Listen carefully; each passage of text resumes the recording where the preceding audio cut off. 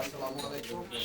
এখানে অনেকেই আছে, সবার নাম আমি হয়তো জানি না বা বলতে গেলে অনেক সময় লাগবে। সংক্ষিপ্ত আকারে আমি একটি কথাই বলবো যে আমরা 17 বছর পরে আমরা এমন একজন মানুষ পাইছি, মাটির মানুষ, তার অর্থ সম্পদ কিছু নাই, কারণ সে ভালো মানুষ।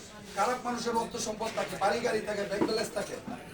মাজারুল ভাই যদি খারাপ থাকতো তাহলে 10টা বাড়ি থাকতো, BMW গাড়ি থাকতো। মাজারুল ভাই 3বারের সাধারণ সম্পাদক, সে এমন নীতি নিয়ে চলতেছে যার ফলে কিছুই করতে পারে নাই।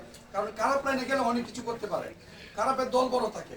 আমরা সেই জন্য একজন ভালো মানুষ পাইছি এবং আমাদের কাছের মানুষ। আমরা যদি শহরে যাই তাকে পাবো, যে কোনো সময় ডাক দিলে পাবো। তো আমি একটা কথাই বলবো সবাইকে, ওইদিকে না তাকায় আমরা ধানের শীষটার দিকে তাকাবো, সবাই ধানের শীষটার দিকে তাকাবো। আরেকটা কথা হলো, যার যে কেন্দ্রগুলা, এলাকাগুলা, এগুলা নিয়ন্ত্রণ রাখবে।